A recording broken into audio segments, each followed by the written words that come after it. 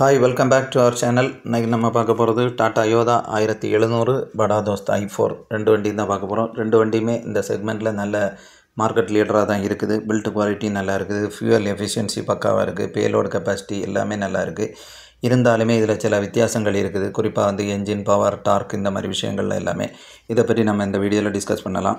யோதாயை பொறுத்தவரை 2.2 litre engine BS6 DA engine கொடுத்துருக்காங்க. படா Dost i4 பொறுத்தவரை 1.5 லிட்டர் டர்போ சார்ஜ்டு LNT டெக்னாலஜியோடு வரக்கூடிய என்ஜின் தான் கொடுத்துருக்காங்க. முக்கியமாக யோதாயை பொறுத்தவரையில் பவர் 100 ஹார்ஸ் பவரில் கொடுத்துருக்காங்க. பக்காவான வண்டி, டிசைன் எல்லாமே பக்காவாக இருக்கும். இந்த வண்டி வந்து எந்த மாதிரி ரோடையும் தாங்க ஏற்ற மாதிரி தான் டிசைன் பண்ணியிருக்காங்க. அதோட இது எல்லாமே வந்து பவர்ஃபுல்லாக இருக்குது. வண்டியோட பவர், டார்க், அப்புறம் பார்த்தோன்னா பில்ட் குவாலிட்டி எல்லாமே பக்காவாக இருக்குது.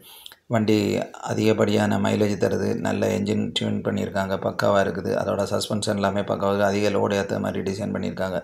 இதை எல்லாம் போக மற்றபடி பார்த்தோன்னா இது படா தோஸ்துக்கு காம்படிஷனாக தான் இருக்குது.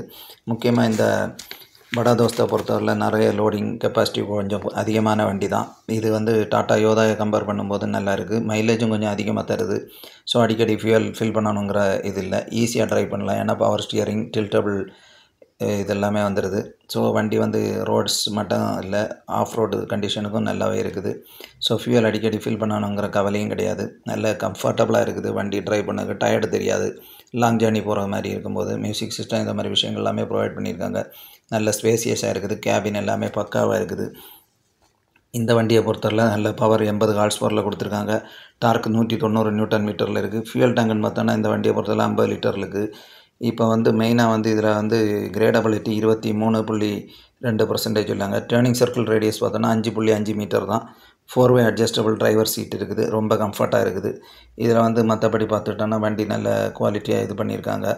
இதோட டிஸ்பிளேஸ்மெண்ட் 1478 cc இருக்குது. க்ராஸ் வெயிட்டு பார்த்தோன்னா இந்த படா தோஸ்தை பொறுத்தவரையில் 3490 kg இருக்குது.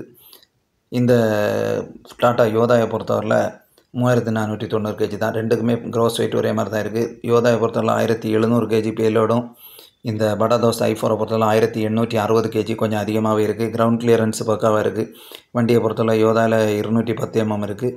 படா தோஸ்த் i4 பொறுத்தவரையில் 206 mm இருக்குது.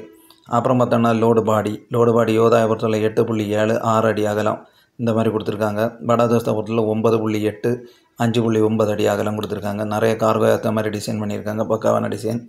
அதே மாதிரி ரெண்டு வண்டியுமே டில்டபிள் டெலஸ்கோபிக் பவர் ஸ்டியரிங் வந்துடுது. மொபைல் சார்ஜிங், பாட்டில் ஹோல்டர் எல்லாமே காமனாக கொடுத்துருக்காங்க. ரெண்டு வண்டிக்குமே இருக்குது. முக்கியமான விஷயம்னு சொல்லியாச்சுன்னா இந்த வண்டியில் உள்ள பவர்ஃபுல் என்ஜின்ஸ் தான். இது வந்து இன்றைக்குள்ள காலகட்டத்துக்கு ஏற்ற மாதிரி நல்ல பொல்யூஷன் ஃப்ரீயாட்டு டிசைன் பண்ணியிருக்காங்க. BS6 நாம்ஸை பேஸ் பண்ணியிருக்காங்க. யோதாயை பொறுத்தவரை ஸ்டாண்டர்டு டிரைவர் சீட் வருது. இந்த படா தோஸ்தை பொறுத்தவரை 4-வே அட்ஜஸ்டபிள் டைப்பில் இருக்குது. அதனால் கொஞ்சம் கூட கம்ஃபர்ட்டு கொடுக்க மாதிரி இருக்கும். பிரேக்ஸ் வந்து ரெண்டு வண்டிக்குமே டிஸ்க் பிரேக்கு ஃப்ரண்ட்லேயும், ட்ரம் பிரேக்கு ரியர்லேயும் கொடுத்துருக்காங்க. ஆன்டி ரோல் பார் வருது. முக்கியமாக யோதாவில் வருது. ரிவர்ஸ் பார்க்கிங் சென்சார் இதெல்லாமே இருக்குது.